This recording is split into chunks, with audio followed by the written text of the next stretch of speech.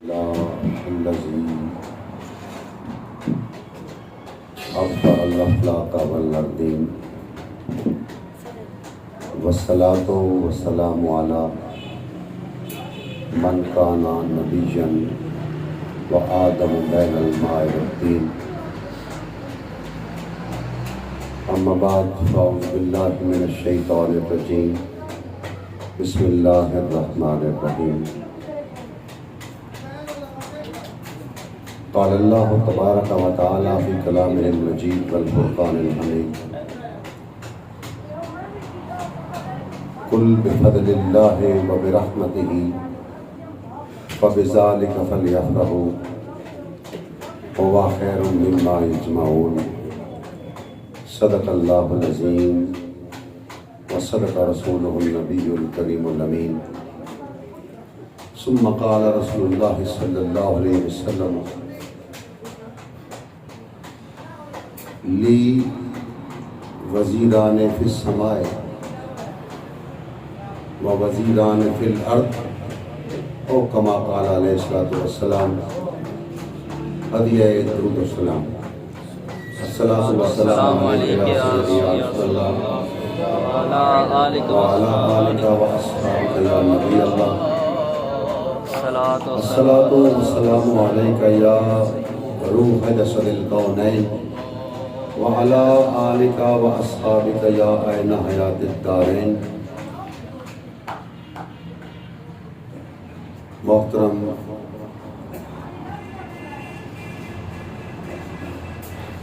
بھائی غضنفر صاحب و دیگر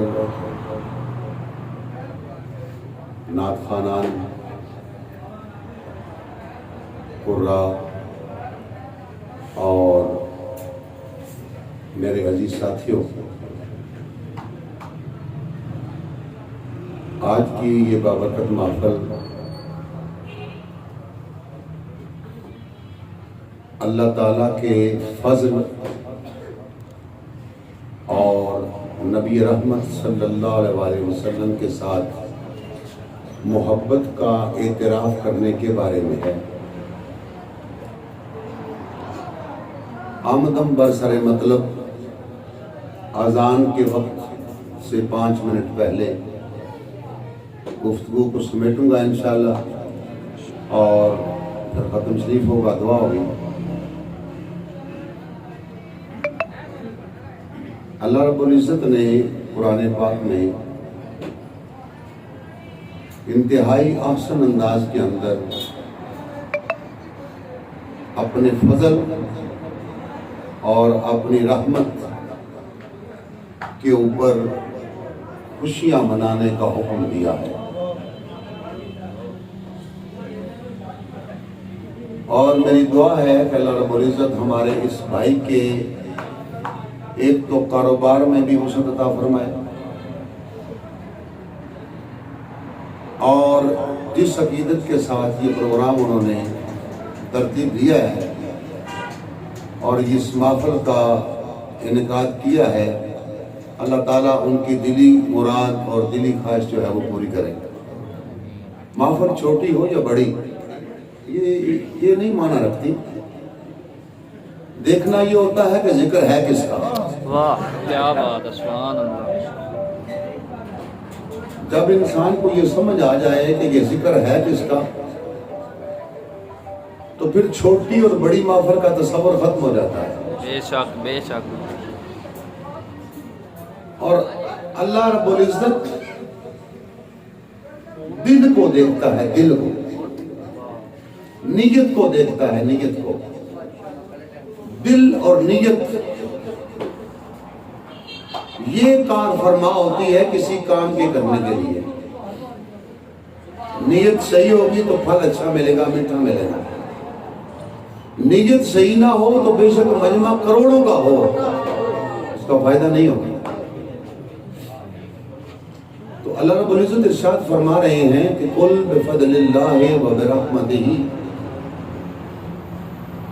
اے حبیب اپنے امتیوں سے فرما دیجئے، انہیں یہ میرا پیغام دے دیجئے کہ جب تمہارے اوپر اللہ کا فضل ہو اور اس کی رحمت ہو، فَبِذَالِكَ فَلْيَفْرَحُوا، جب یہ چیزیں مل جائیں تو تم منہ بنا کے نہ بیٹھا کرو بلکہ خوشیاں منایا کرو۔ تو خوشی کا منانا،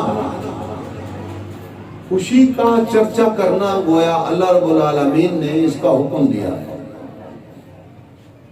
اور پھر فائدہ اس کا کیا ہوگا، اس سے آگے اگلی آیت کریمہ میں بیان کیا جا رہا ہے کہ اس خوشی منانے کا، اللہ کے فضل کا اور اس کی رحمت کا چرچا کرنے کا انسان کو فائدہ کیا ہوتا ہے۔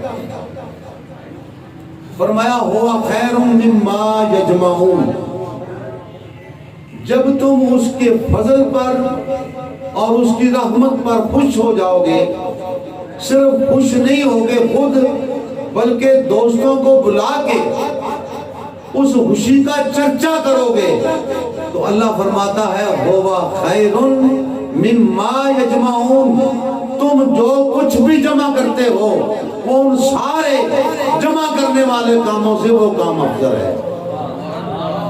اب جمع کرنا کئی قسم کا ہوتا ہے، مال کا جمع کرنا، دولت کا جمع کرنا، اچھے اعمال کا جمع کرنا۔ تو اللہ فرماتے ہیں ہوا خیر مما یجمعون، تم جو کچھ بھی جمع کرتے ہو اپنے کے لیے اس سارے سے یہ کام جو ہے اللہ کے فضل پر، اس کی رحمت پر خوشی کا اظہار کرنا، یہ ان تمام کاموں سے افضل اور بہترین کام ہے۔ کیوں یہ افضل ہے، کیوں یہ بہتر ہے؟ ہم نے کبھی اس طرف دھیان نہیں دیا، توجہ نہیں دی۔ آئیے تھوڑے سے وقت میں یہ میں عرض کرتا جاؤں کہ یہ افضل کیوں ہے۔ افضل اس لیے ہے کہ اللہ رب العالمین نے قرآن پاک کی ایک اور آیت کے اندر اشارہ فرمایا یہ افضل ہے کیوں۔ اللہ پاک فرماتے ہیں ان تعدوا نعمت اللہ لا تحصوها، اے بندے اگر تو خدا کی نعمتوں کو گننے کے لیے بیٹھ جائے تو تیری زندگی ختم ہو جائے گی، لیکن اس کی نعمتوں کو گن نہیں سکے گا، اتنی اس کی نعمتیں ہیں۔ ان تعدوا نعمت اللہ لا تحصوها، اگر تو اس کی نعمتوں کا شمار کرنے بیٹھ جائے، گننے کے لیے بیٹھ جائے، تیری عمر ختم ہو جائے گی، لیکن اس کی نعمتیں، اس کی رحمتیں، اس کا فضل، اس کا کرم، اس کے کرم کی انتہا ساری زندگی شمار کرتے گزر جائے گی، تو گن نہیں سکے گا، تیری عمر ختم ہو جائے گی۔ اس کا فضل یہ چیز ہے، اس کی رحمت یہ چیز ہے۔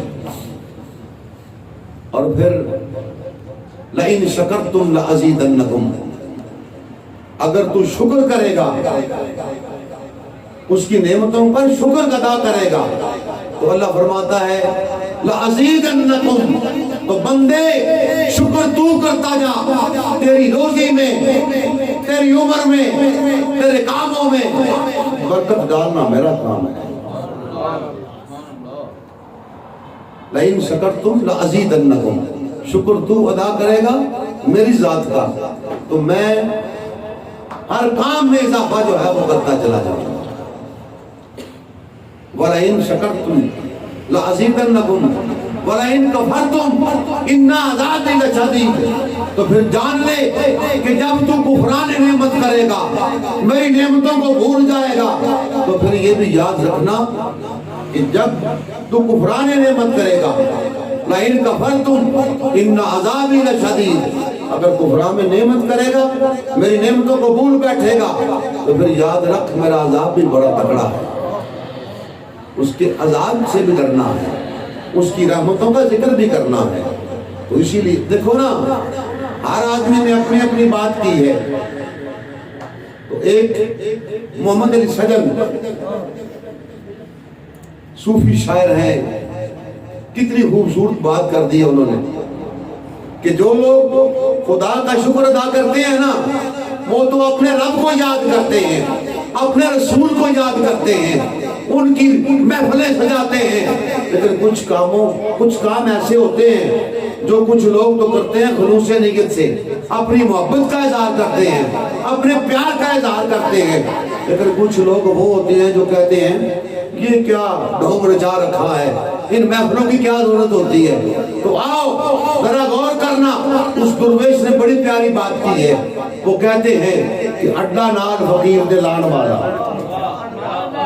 اڈا نال فقیر دے لان والا، منہ دے منہ بکدا ہے کدے بچدا نہیں، اڈا نال فقیر دے لان والا، منہ دے منہ ڈگدا ہے کدی بچدا نہیں، تے نامعقول بہندے استاد بن بن،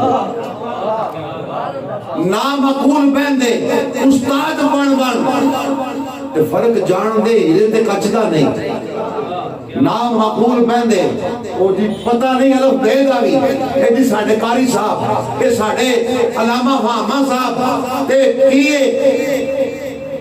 نامعقول بہندے استاد بن بن، فرق جان دے ہیرے تے کچدا نہیں، تے کتے بھونک دے رہن ہزار سجن، کتے بھونک دے رہن ہزار سجن، آٹا کدے فقیر دا کٹدا نہیں، کتے بھونک دے رہن ہزار سجن، آٹا کدے فقیر دا کٹدا نہیں، تے کملی والے دا یہ فیضان ہے، یہ سرکار دا فیضان ہے کہ جیڑا کدی گھٹنا نہیں، یعنی بھی انشاءاللہ اضافہ ہی ہوتا ہے، لیکن کی چیز کار فرمائے بندے دی نیت ٹھیک ہو گئی، نیت ٹھیک ہے تو کام راز سے انشاءاللہ۔ تو میں ایک حدیث پاک بھی آغاز پڑھی ہے، وہ دا ترجمہ عرض کرنا، اور نبی پاک صلی اللہ علیہ وسلم دی بارگاہ دے اندر آپ دی شان دے اندر میں ہدیہ کراں گا، ذرا غور اور توجہ فرمانا۔ نبی علیہ الصلوۃ والسلام نے ارشاد فرمایا کہ لی وزیران فی السماء و وزیران فی الارض، میرے دو وزیر آسمانوں پر ہیں اور دو میرے وزیر زمین پر ہیں۔ ہمارا الحمدللہ اہل سنت والجماعت کا یہ عقیدہ ہے کہ ہمارے پیارے مصطفیٰ صلی اللہ علیہ وسلم آپ کی حکومت صرف زمین پر نہیں بلکہ خسروِ عرش پہ پھرتا ہے بھریرا تیرا، آپ کی حکومت آسمانوں پر بھی ہے اور آپ کی حکومت زمین پر بھی چل رہی ہے۔ وہ کیسے؟ میدان بدر کے اندر جانا پڑے گا تاکہ پتہ چلے کہ میرے پیارے مصطفیٰ کی حکومت کہاں کہاں کس انداز میں واقع ہے۔ بدر کا میدان لگا، مسلمانوں کی تعداد 313، کافر ہزاروں کی تعداد میں ہے۔ اللہ رب العالمین نے قرآن پاک میں سورہ انفال میں آواز دی، انی ممدکم بِأَلْفِ الْمَلَائِکَہ، اے پیارے مصطفیٰ میں جان رہا ہوں، میں پہچان رہا ہوں، اور آپ نے یہ دعا کی کہ اے میرے مولا یہ آج 313 مجاہد تیرے راستے میں آج نکل آئے ہیں، ان کی فتح و نصرت کے لیے کام کرنا تیرا کام ہے۔ 313 مجاہد نکلے، وہ کفر اور اسلام کی پہلی ٹکر ہے میدان بدر کے اندر۔ ذرا غور کرنا، میدان بدر کے اندر 313 مسلمان ہیں، کافر ہزاروں کی تعداد میں ہیں، لیکن ادھر سے آواز آ رہی ہے کہ انی ممدکم بِأَلْفِ الْمَلَائِکَہ، اے پیارے مصطفیٰ گھبرانے کی کیا ضرورت ہے، ہم 1000 فرشتہ آپ کی مدد کے لیے زمین پر بھیج دیں گے۔ میرے مصطفیٰ کا کرم ہے، یہ ان کا ابرو کا ایک اشارہ جو ہے وہ تو قبلے بدل کے رکھ دیتا ہے۔ تو سرکار دو عالم صلی اللہ علیہ وسلم آپ میدان بدر میں ہیں، وہ 313 جو اسلام کی خاطر میدان میں اتر آئے تھے، نہ سامان حرب رکھتے ہیں، نہ اتنی تعداد رکھتے ہیں، نہ ان کے پاس زیادہ جنگ کے لیے آلات ہیں، ہے بھی کچھ نہیں، لیکن ایک اپنے سینے میں عشق مصطفیٰ اور اللہ کا عشق رکھنے والے وہ لوگ ہیں، وہ لے کر آ گئے۔ مختصراً یہ کہ مسلمانوں کو فتح ہوئی، کفار کو شکست ہو گئی، تو 1000 فرشتہ جبرائیل امین آسمانوں سے لے کر زمین پر اترے تھے. انہوں نے سمجھا جنگ ختم ہو گئی، لڑائی ختم ہو گئی، مسلمانوں کو فتح مل گئی، اب واپس جانے لگے. فرشتے لے کر کے واپس گئے. اب یہ غور کرنے والی بات ہے، فرشتوں کو لے کر کے واپس پہلے آسمان پر پہنچتے ہیں. دروازہ کھٹکھٹایا، دروازہ کھولو.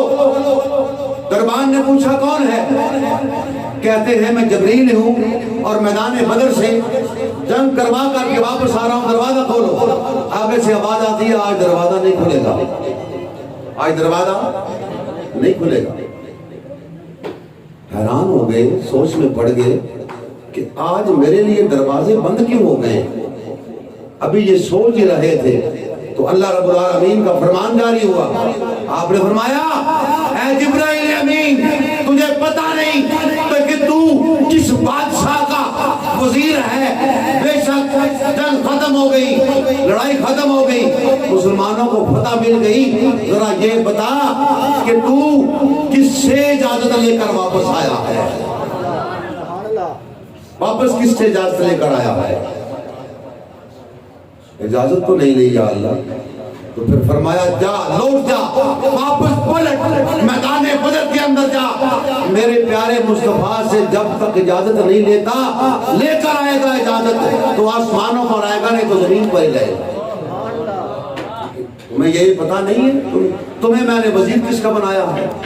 تو حضور نے فرمایا کہ لی وزیران فی السماء و وزیران فی الارض. آسمان پر میرے 2 وزیر ہیں اور زمین پر میرے 2 وزیر ہیں. آسمان پر کون سے وزیر ہیں؟ ایک جبرائیل امین ہے، دوسرا میکائیل ہے. اور زمین پر ایک سیدنا صدیق اکبر ہیں اور ایک سیدنا عمر فاروق ہیں جو یار غار بھی ہیں اور ساتھی مزار بھی ہیں. زمین پر 2 وزیر، آسمان پر 2 وزیر. ذرا غور فرمائیے، وزیر کس کا ہوتا ہے؟